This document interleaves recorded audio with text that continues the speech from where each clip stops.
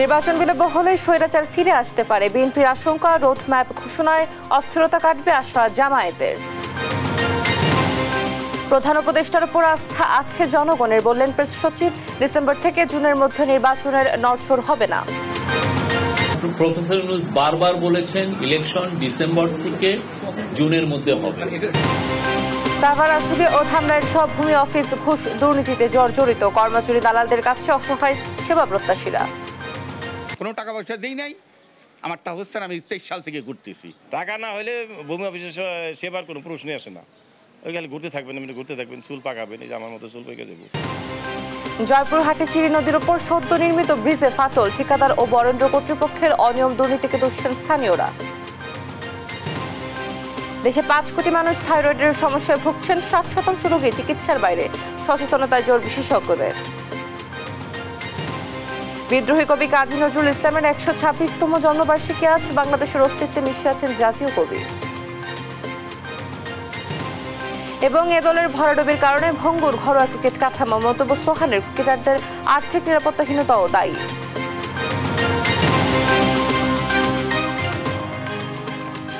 দেখছিলেন সুনামগুলো সংবাদ সকালে, আপনাদের সঙ্গে রয়েছি আমি অতসী সেন।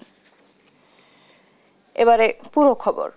ডিসেম্বরের মধ্যে বিএনপি নির্বাচন চাইলেও জামায়াত ফেব্রুয়ারি পর্যন্ত সময় দিতে চায়। বিএনপি বিতর্কিত 3 উপদেষ্টার পদত্যাগের দাবি করলেও জামাত কোন উপদেষ্টার পদত্যাগ চায় না। আর এনসিপি বলছে 2 উপদেষ্টার সঙ্গে এনসিপিকে জড়ানো উদ্দেশ্য প্রণোদিত। দ্রুত জুলাই ঘোষণাপত্র ফ্যাসিবাদের বিচারের দাবি জানিয়েছে এনসিপি। নিয়াজ মোর্শেদকে সঙ্গে নিয়ে হাসান মাহমুদের রিপোর্ট। সাম্প্রতিক অস্থিরতার প্রেক্ষিতে শনিবার সন্ধ্যায় প্রধান উপদেষ্টার বাসভবন যমুনায় ধারাবাহিক বৈঠকে অংশ নেয় বিএনপি, জামাত ও এনসিপি। সন্ধ্যা 7:30টায় বিএনপির স্থায়ী কমিটির সদস্য খন্দকার মোশাররফ হোসেনের নেতৃত্বে 4 সদস্যের প্রতিনিধি দলের সাথে বৈঠক করেন প্রধান উপদেষ্টা ডক্টর ইউনূস। বৈঠক শেষে সাংবাদিকদের বিএনপি নেতারা জানান, উপদেষ্টা পরিষদের পুনর্গঠন সহ ডিসেম্বরের মধ্যে নির্বাচনের রোডম্যাপ ঘোষণার দাবি জানিয়েছেন তারা। বলেন, বিলম্বিত নির্বাচন হলে স্বৈরাচার ফিরে আসলে তার দায় সরকারকে নিতে হবে। একটি সুষ্ঠু নিরপেক্ষ নির্বাচনের মাধ্যমে বাংলাদেশকে গণতন্ত্রে উত্তরণের প্রক্রিয়া দ্রুত সম্পন্ন করা হবে। যে কোনো উছিলায় নির্বাচন যত বিলম্ব করা হবে, আমরা মনে করি জাতির কাছে আবার স্বৈরাচার পুনরায় ফিরে আসার ক্ষেত্র প্রস্তুত হবে।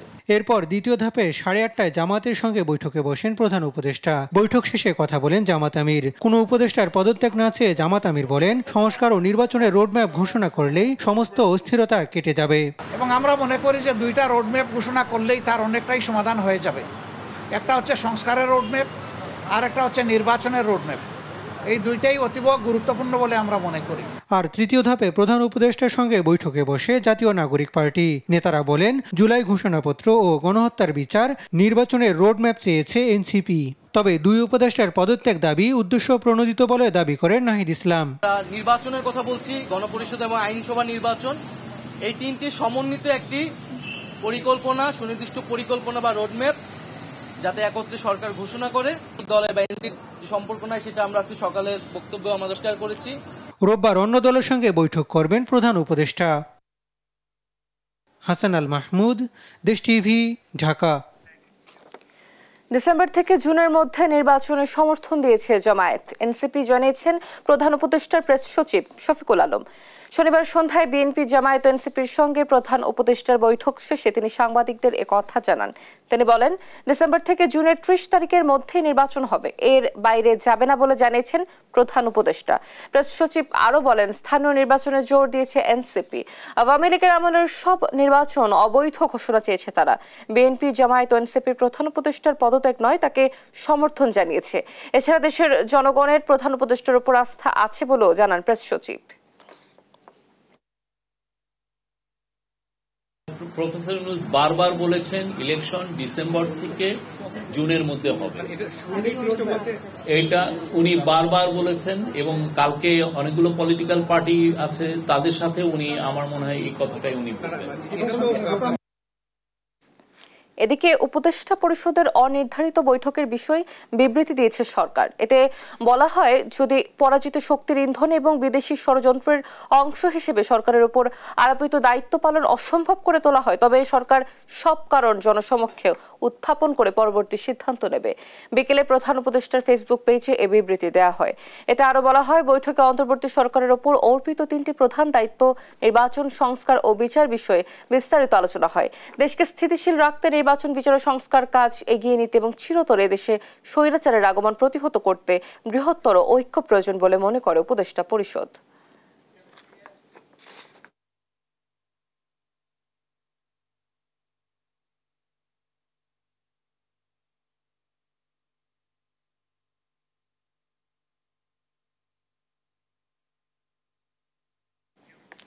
সাবেক আইনমন্ত্রী আনিসুল হকের ঘনিষ্ঠ তৌফিকা আফতাব ওরফে তৌফিকা করিমের 88টি হিসাবে 374 কোটি টাকা সন্দেহজনক লেনদেনের অভিযোগে মামলা করেছে দুর্নীতি দমন কমিশন দুদক।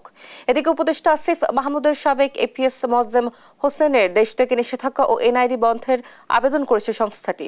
একই দিন দুদকের আবেদনপত্রের প্রেক্ষিতে সাবেক বিমান বাহিনীর প্রধান আব্দুল হান্নানের পরিবারের নামে থাকা 38টি ব্যাংক হিসাব অবরুদ্ধ করার নির্দেশ দিয়েছে আদালত। আলিমুজ্জামান সাফওয়ানের রিপোর্ট। সাবেক আইনমন্ত্রী অ্যাডভোকেট আনিসুল হকের ঘনিষ্ঠ আইনজীবী তৌফিকা আফতাবের বিরুদ্ধে অবৈধ সম্পদ অর্জনের তথ্য পেয়েছে দুর্নীতি দমন কমিশন। শনিবার নিয়মিত সংবাদ সম্মেলনে দুদকের উপপরিচালক আক্তারুল ইসলাম বলেন, তার বিরুদ্ধে 56 কোটি টাকার বেশি জ্ঞাত আয় বহির্ভূত সম্পদ অর্জনের অভিযোগ পাওয়া গেছে। এছাড়া তৌফিকা আফতাবের মোট 88টি ব্যাংক হিসাবে 374 কোটি 51 লাখ টাকা সন্দেহজনক লেনদেন করার অভিযোগে মামলা করেছে সংস্থাটি। 56 কোটি 61 লাখ 56,298 টাকা আর 88টি ব্যাংক হিসাবের মাধ্যমে তিনি সন্দেহজনক লেনদেন করেছেন 374 কোটি 51 লাখ 47,984 টাকা। অভিযোগ সংশ্লিষ্ট তৌফিকা আফতাব ওরফে তৌফিকা করিমের বিরুদ্ধে দুর্নীতি দমন কমিশন আইন 2004 এর 27-1 ধারায়, মানি লন্ডারিং প্রতিরোধ আইন 2012 সংশ্লিষ্ট ধারায় কমিশন একটি মামলা রুজুর সিদ্ধান্ত নিয়েছে। এদিকে উপদেষ্টা আসিফ মাহমুদ সজীব ভুইয়ার সাবেক এপিএস মোয়াজ্জেম হোসেনের দেশ থেকে নিষেধাজ্ঞা ও এনআইডি বন্ধের আবেদন করেছে দুর্নীতি দমন কমিশন। একই দিন দুদকের আবেদনের প্রেক্ষিতে সাবেক বিমান বাহিনী প্রধান শেখ আব্দুল হান্নান, তার স্ত্রী তাহমিদা বেগম ও ছেলে শেখ লাবিব হান্নানের নামে থাকা 38টি ব্যাংক হিসাব অবরুদ্ধের আদেশ দিয়েছে আদালত। এদিকে ন্যাশনাল ব্যাংকে ঋণ জালিয়াতির মামলায় দুদকের আবেদনের প্রেক্ষিতে শিকদার গ্রুপের পারভিন হক শিকদার সহ 15 জনের দেশ থেকে নিষেধাজ্ঞা দিয়েছে আদালত। আলিমুজ্জামান সাফওয়ান, দেশ টিভি, ঢাকা। নগদে গুনে গুনে নেন ঘুষ। নগদে না থাকলেও সমস্যা নেই, আছে বিকাশে ঘুষ নেওয়ার ব্যবস্থা। পুরো অফিসের নিয়ন্ত্রণ দালালদের হাতে। এসবই সাভার আসলে ও ধামরাইয়ের ভূমি সংক্রান্ত সব অফিসের বাস্তব চিত্র। ঘুষ ছাড়া এসব অফিসে হয় না কোনো কাজ। কর্মকর্তা কর্মচারী আর দালালদের কাছে রীতিমতো অসহায় সেবা প্রত্যাশীরা। ভূমি সংক্রান্ত অফিসের দুর্নীতি নিয়ে দেওয়ানি মনের 3 পর্বের ধারাবাহিক প্রতিবেদনের আজ দেখুন শেষ পর্ব। গুনে গুনে ঘুষ নেওয়ার এই চিত্র ধামরাইয়ের সোয়াপুর ইউনিয়ন ভূমি অফিসের। অফিসটিতে 2 জন কর্মকর্তা থাকার কথা থাকলেও কাজ করছেন অনেকে, যাদের মাধ্যমেই চলে ঘুষ লেনদেন। আর এই অফিসের ভূমি সহকারী কর্মকর্তা ঘুষ নেন বিকাশে। ভূমি অফিসের চেয়ারে বসে ঘুষ লেনদেন করা ব্যক্তি ভিডিও ধারণের বিষয়টি বুঝতে পেরে দ্রুত সটকে পড়েন। ঠিক মতন ভাবে উনি প্রতিবেদন দিচ্ছিলেন না দেওয়ার কারণে পরবর্তীতে ওনার সাথে আমার একবার সরাসরি আমার এক ভাতিজার মাধ্যমে কথা হয়। উনি 1.5 লক্ষ টাকা চায়। আমার এই বিষয়ে আমার বক্তব্য নাই, আমি কোনো কারোর কাছ থেকে কোনো লেনদেন করিনি। ধামরাই সাব রেজিস্ট্রার অফিসের অফিস সহকারী আব্দুর রহমানের অর্থ লেনদেনের এই ভিডিও এখন সোশ্যাল মিডিয়ায় ভাইরাল। ভিডিও ভাইরালের পর অফিসেও অনিয়মিত তিনি। আশুলিয়া এসিল্যান্ড অফিসের ওয়েটিং রুমে বসে কাঁদছেন 50 ঊর্ধ্ব এক নারী। জালিয়াতির মাধ্যমে পাশের জমির মালিক খারিজ করে নিয়ে গেছেন তার জমির একাংশ। হারানো জমি ফিরে পেতে মিসকেস করে আদেশের অপেক্ষায় ঘুরছেন প্রায় 2 বছর। এর মধ্যে বিভিন্ন ব্যক্তিকে দিয়েছেন 40,000 টাকা, তবুও সমাধান না পাওয়ায় খোদ এসিল্যান্ড অফিসে বসেই কাঁদছেন তিনি। হয়রানির ভয়ে সরাসরি ক্যামেরার সামনে কথাও বলতে চান না তিনি। ভুক্তভোগীদের অভিযোগ, আশুলিয়া এসিল্যান্ড অফিসের দালাল সিন্ডিকেট ও অনিয়ম দুর্নীতির মাস্টারমাইন্ড কানুঙ্গ হাবিব টাকা খারিজ সবই আমার নামে, কিন্তু ওই যে খারিজ করে নিয়ে গেছে তারা বেশি। সম্পূর্ণ মিথ্যা কথা। আমার এনে যে সমস্ত লোক আসতেছে বসতে আছে, আমি মূল দলিল দেখে সবাই এক করে মিলাই দিতেছি, সঙ্গে সঙ্গে সব সারি দিতেছি। সাভার, আশুলিয়া ও ধামরাইয়ের ভূমি অফিসে সেবা নিতে আসা ব্যক্তিদের জিম্মি করে জমির খারিজ, মিসকেস, খতিয়ান ফি, রেকর্ড সংশোধন ও নামজারির নামে লাখ লাখ টাকা হাতিয়ে নিচ্ছেন দালাল সিন্ডিকেট। আমি কোনো টাকা পয়সা দিই নাই, আমার টা হচ্ছে আমি 23 সাল থেকে ঘুরতেছি। টাকা না হলে ভূমি অফিসে সেবার কোনো প্রশ্নই আসে না। ওই খালি ঘুরতে থাকবেন, ঘুরতে থাকবেন, চুল পাকাবেন, এই যে আমার মতো চুল পেকে যাবো। আমি দালাল ধরি না, এটা আমার ব্যর্থতা বলতে পারেন। সাভার সচেতন নাগরিক কমিটির প্রতিনিধিরা বলছেন, সুনির্দিষ্টভাবে ভূমি খাতের দুর্নীতিবাজদের সম্পদ সরকারি কোষাগারে আনার পাশাপাশি শাস্তির ব্যবস্থা করা গেলে দুর্নীতি প্রতিরোধ করা সম্ভব। ভূমিতে যারা দুর্নীতি করে এরা সুনির্দিষ্টভাবে ধরে এদের সম্পদ যেগুলো করেছে এটা সরকারের কোষাগারে যদি আনা যায় আর তাদের যে শাস্তির ব্যবস্থা করা যায়, তাহলে ভূমিতে দুর্নীতি বহুলাংশে কমে যাবে। ভূমি খাতে সেবা প্রত্যাশীদের হয়রানি ও দুর্নীতি বন্ধে দুদককে জোরালো পদক্ষেপ নেওয়ার দাবি সচেতন মহলের। দেওয়ান ইমন, দেশ টিভি, সাভার। জয়পুরহাটে চিরি নদীর ওপর সদ্য নির্মিত ব্রিজে ফাটল দেখা দিয়েছে, একই সঙ্গে দেবে যাচ্ছে ব্রিজের অংশ। এর জন্য ঠিকাদার ও বরেন্দ্র কর্তৃপক্ষের অনিয়ম দুর্নীতিকে দায়ী করছেন স্থানীয়রা। ঠিকাদারও স্বীকার করেছেন ব্রিজ নির্মাণে তাদের পূর্ব অভিজ্ঞতা ছিল না। ঠিকাদারকে বিল পরিশোধ করা হলেও বিষয়টি অস্বীকার করেছেন নির্বাহী প্রকৌশলী। সহকর্মী রেজাউল করিম রেজার পাঠানো তথ্য ছবিতে আরও জানাচ্ছেন অঙ্কন চৌধুরী। জয়পুরহাট সদর উপজেলার উত্তর জয়পুর এলাকার চিরি নদীর উপরে 65 ফিট দীর্ঘ একটি সাবমার্সিবল ও ফুটওভার ব্রিজ নির্মাণ করে বরেন্দ্র বহুমুখী উন্নয়ন কর্তৃপক্ষ। 2024 সালের 25 মার্চ 72 লাখ টাকার প্রকল্পটি নির্মাণ কাজ শুরু করে রাজশাহীর রফিক অ্যান্ড মিম ব্রাদার্স। নির্মাণ কাজ শেষে বুঝে নেয় বরেন্দ্র কর্তৃপক্ষ। স্থানীয়দের অভিযোগ, ব্রিজের নির্মাণে নিম্নমানের সামগ্রী ব্যবহার করা হয়েছে। কাজ চলাকালীনই বরেন্দ্র কর্তৃপক্ষ 57 লাখ টাকার বিল পরিশোধ করে। বর্তমানে সেতুতে ফাটল দেখা দিচ্ছে এবং দেবে যাচ্ছে, ফলে নদীর দুই পারের মানুষ ঝুঁকিপূর্ণভাবে চলাচল করছে। দায়ীদের শাস্তির দাবি জানান স্থানীয়রা। আমরা কঠোরভাবে আর বিচার চাই এবং শাস্তির দাবি চাই। এটা কি জন্য এই কাজটা খারাপ করলো? সব গ্রামের মানে সবাই বলেছে, কিন্তু ওরা কাজ করেনি। ওই ঠিকাদার আমাদেরকে মেজাজ দেখাচ্ছে, আপনারা বেশি বুঝেন এরকম বলে। বালুমাটিতে ব্রিজ নির্মাণ করা উচিত হয়নি বলে স্বীকার করেন ঠিকাদারি প্রতিষ্ঠান। ওখানে বালু মাটিতে ওখানে ব্রিজটা করা উচিত হয়নি, এই অভিজ্ঞতা আমাদেরও ছিল না, অফিসের মনে এই অভিজ্ঞতা ছিল না, যার জন্য ব্রিজটা ঢুকে খেয়ে গেছে। যেভাবে করলে ব্রিজটা টিকবে সেভাবে আমরা করে দিব। ইতিমধ্যে ঠিকাদারকে 57,73,052 টাকা বিল দেওয়া হয়েছে বলে জানান বিএমডি এর সহকারী প্রকৌশলী। ঠিকাদার প্রাথমিকভাবে কাজ করে সে 57,73,542 টাকার বিল গ্রহণ করেছেন। অবশিষ্ট বিল আমাদের কর্তৃপক্ষ স্থগিত করে দেন। তবে ঠিকাদারকে বিল দেওয়ার কথা অস্বীকার করে অনিয়মকারীদের বিরুদ্ধে আইনগত ব্যবস্থা নেওয়ার কথা জানান বিএমডি এর নির্বাহী প্রকৌশলী। আমাদের উচ্চ পর্যায়ে একটি কমিটি যে ডিজাইন করে দিবেন এবং সেই অনুসারে এখানে ত্রুটিটা সংশোধন করা হবে। এই বিষয়ে যদি কারো কোনো গাফিলতি থাকে তার বিরুদ্ধে যথাযথ প্রমাণ সাপেক্ষে আইনগত ব্যবস্থা নেওয়া হবে। জনগণের টাকায় ব্রিজ নির্মাণের পরপরই এমন ফাটল ও দেবে যাওয়া মেনে নিতে পারছে না স্থানীয়রা, তাই পুনর্নির্মাণ চান তারা। নিউজ ডেস্ক, দেশ টিভি। দেশে প্রায় 5 কোটি মানুষ থাইরয়েডের সমস্যায় ভুগছেন, যাদের 60% রোগী থেকে যান চিকিৎসার বাইরে। সম্প্রতি বাংলাদেশ মেডিকেল বিশ্ববিদ্যালয়ের গবেষণায় দেখা যায় প্রতি 2300 শিশুর মধ্যে একজন থাইরয়েড জনিত জন্মগত ত্রুটি নিয়ে জন্মায়। তাই গর্ভধারণের আগেও গর্ভাবস্থায় থাইরয়েড পরীক্ষা বাধ্যতামূলক করার পরামর্শ বিশেষজ্ঞদের। এমন প্রেক্ষাপটে আজ 25 মে বিশ্বব্যাপী পালিত হচ্ছে বিশ্ব থাইরয়েড দিবস। হাসান আল মাহমুদের রিপোর্ট। এখন স্কয়ারও প্রথমে নাহিদা সুলতানা মুন্সিগঞ্জের এই স্কুল শিক্ষক গেল কয়েক মাস ধরে ক্লান্তি, দুশ্চিন্তা ও মানসিক বিষণ্ণতায় ভুগছিলেন। মাসখানেক আগে গলায় ফোলা ভাব দেখে প্রথমে টিউমার জাতীয় কিছু মনে করেন। টের পেলাম যে আমার গলার মধ্যে কিছু একটা দেখা যাচ্ছে, ছোট গোলাকৃতি, এরকম আন্দাজ করেই ফার্স্টে আইডেন্টিফাই করে। ধানমন্ডির থাইরয়েড সেন্টারে আসা কেরানীগঞ্জের নাজনীন সুলতানা চিকিৎসা নিচ্ছেন 15 বছর। এ সেন্টারে চিকিৎসা নিতে আসা অধিকাংশ রোগী দীর্ঘমেয়াদে থাইরয়েড সমস্যায় ভুগছেন। তো তখন ওনারা টেস্ট করায় বলছে যে না, আপাতত এখনো হয় নাই, কোনো সমস্যা নাই, তবে এটা বারবার একটু চেকআপের মধ্যে থাকতে হবে। তো হাঁটাচলা করতে পারতো না, বসতে পারতো না, পুরো 19 মাসে হাঁটা শিখছে। আমার শরীর দুর্বল লাগে, হাত পা জ্বালাপোড়া করে, তারপর মাথা ঘুরায়, অস্থির ভাব। আমি আজকে 8-9 বছর ধরে এরকম, আগে আর হ্যাংলা আসলাম। আমি ওজন শুধু বাড়তে থাকে, কোনো ওজন কমে না। হাইপোথাইরয়েড ও হাইপারথাইরয়েড দুই ধরনের থাইরয়েড রোগীর উপসর্গের ভিন্নতা থাকলেও দুর্বলতা, মানসিক অবসাদ, অহেতুক দুশ্চিন্তা, হঠাৎ ওজনে বড় পরিবর্তন, মাসিকের ধরনে পরিবর্তন দেখা যায়। বাংলাদেশ মেডিকেল বিশ্ববিদ্যালয়ের গবেষণায় দেখা যায় প্রতি 2300 শিশুর একজনে জন্মগত ত্রুটির জন্য থাইরয়েডই দায়ী। এজন্য গর্ভধারণের আগে ও গর্ভাবস্থায় থাইরয়েড পরীক্ষা বাধ্যতামূলক করার পরামর্শ চিকিৎসকদের। সন্তান গর্ভে চলে এসছে তাহলে তারা তখন মায়ের অবশ্যই TSH আর T4টা টেস্ট করবে যে তার কোনো থাইরয়েডের অসুবিধা আছে কিনা। যদি তার থাইরয়েডের ডেফিসিয়েন্সি থাকে, মানে হাইপো থাকে অথবা হাইপার থাকে, তাহলে সেই মোতাবেক তাকে চিকিৎসা দিবে গাইনোকোলজিস্ট। দেশে প্রায় 5 কোটি মানুষ থাইরয়েড সমস্যায় ভুগছেন, যাদের প্রতি 7 জনের 5 জনই নারী। অসচেতনতায় প্রথমে রোগটি শনাক্ত না হওয়ায় জটিলতা বেড়ে যায় বলে জানান বিশেষজ্ঞরা। যে হাইপোথাইরয়েডে মাসল ওয়েস্টিং হয়, মাসল ওয়েস্টিং যদি খুব সিভিয়ার হয় তখন কিন্তু সেটা ব্যাক করা সম্ভব না।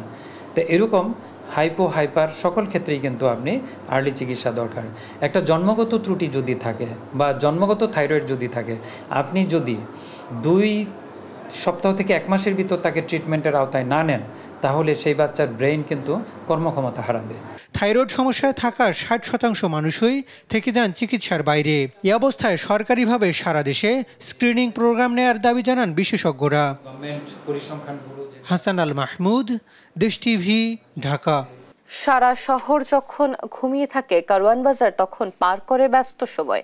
রাত বাড়ার সঙ্গে সঙ্গে ক্রেতা বিক্রেতা, পাইকার, শ্রমিকের পদচারণায় বাজার সরগরম হয়ে ওঠে। কারওয়ান বাজারে রাতে হাজারো শ্রমিকের উল্টো নিয়মে চলা খবর মোহাম্মদ আবুল বশরের ক্যামেরায় আরো জানাচ্ছেন এনআই নাহিদ।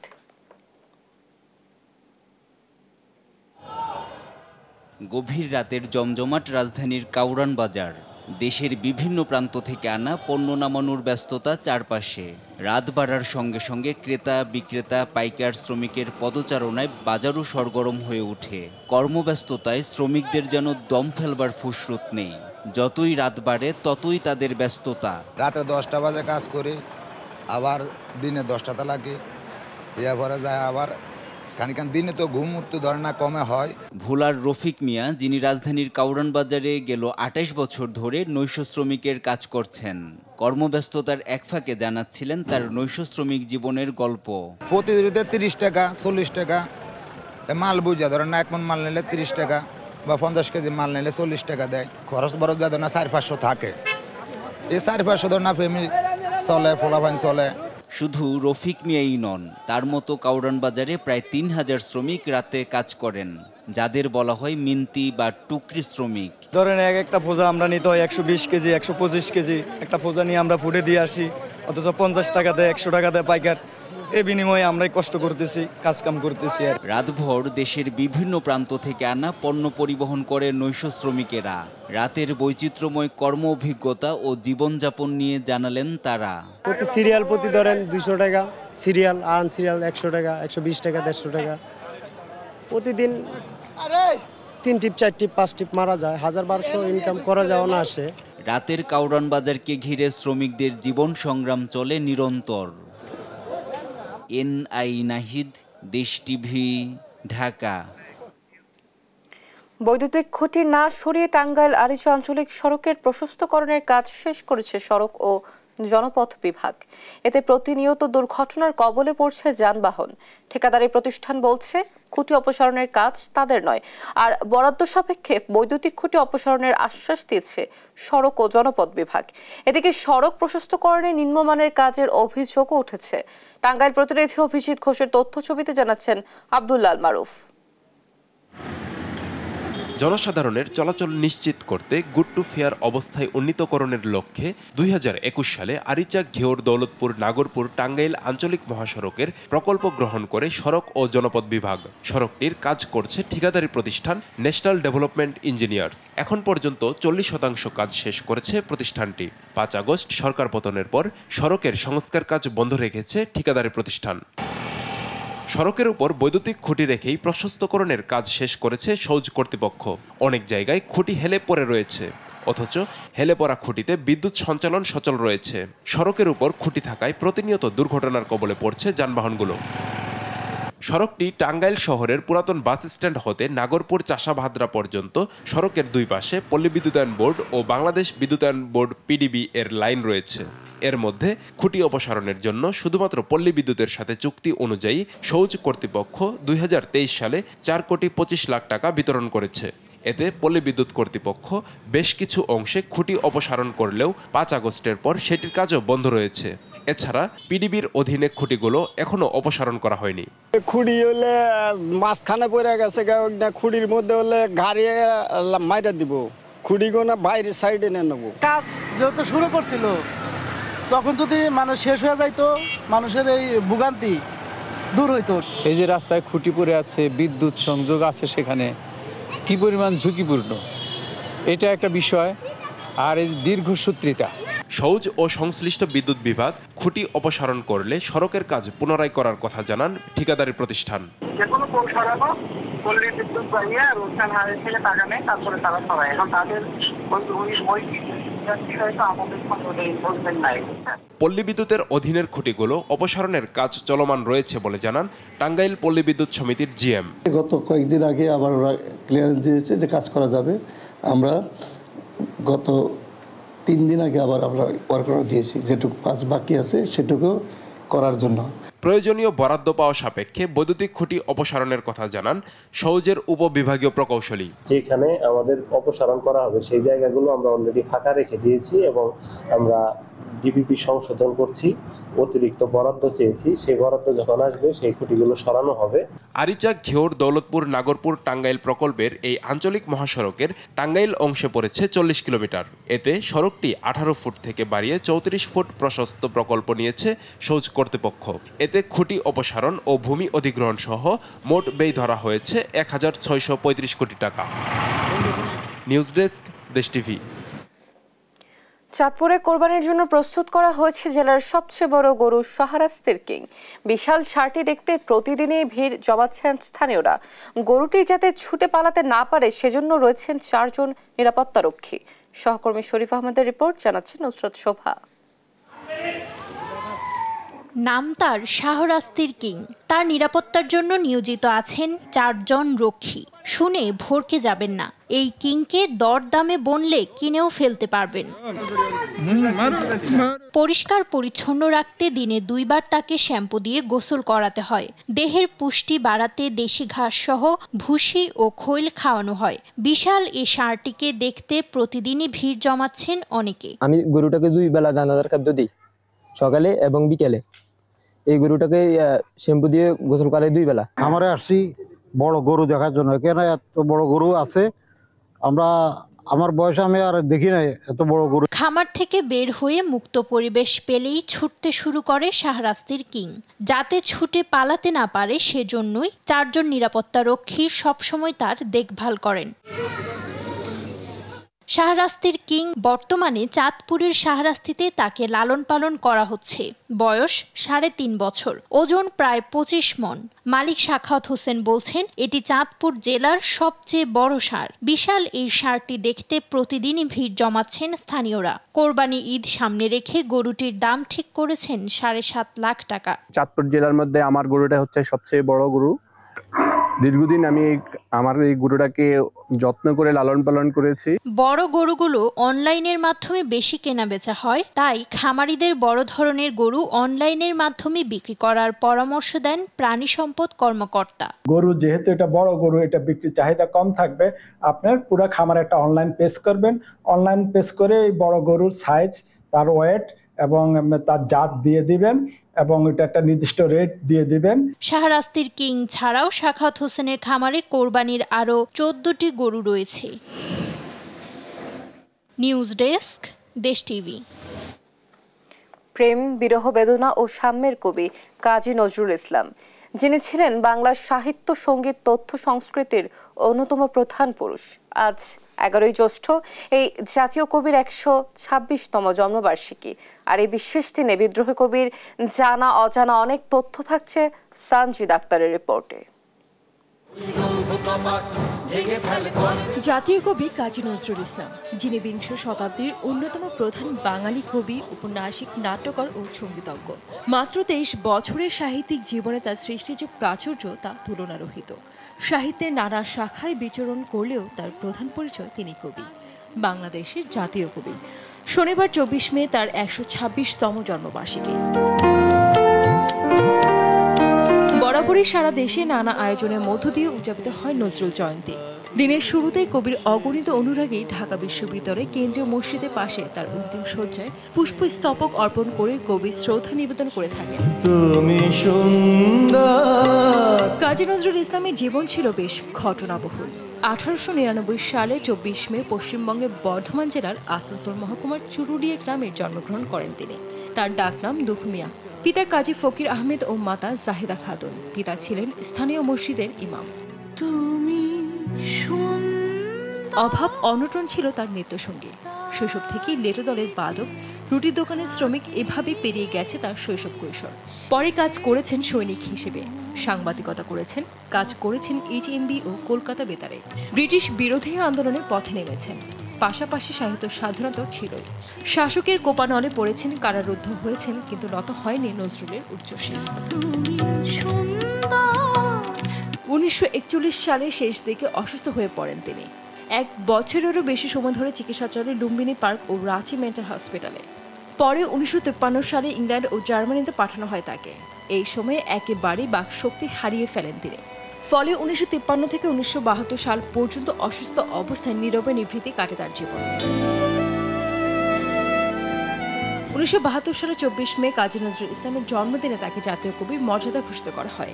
কবির চল চল চল উর্দু ভবনে বাজে মাদলকে সামরিক সঙ্গীত হিসেবে নির্বাচিত করে তাকে সম্মানিত করা হয়। 1976 সালের 29 আগস্ট পিজি হসপিটালে চিকিৎসাধীন অবস্থায় মৃত্যুবরণ করেন তিনি। মৃত্যুর পর কবির ইচ্ছা অনুযায়ী তাকে ঢাকা বিশ্ববিদ্যালয়ের কেন্দ্রীয় মসজিদের পাশে রাষ্ট্রীয় মর্যাদায় সমাহিত করা হয়। সেখানে চিরনিদ্রায় শায়িত আছেন গানের বুলবুল কবি কাজী নজরুল ইসলাম। সানজিদ আক্তার, দেশ টিভি।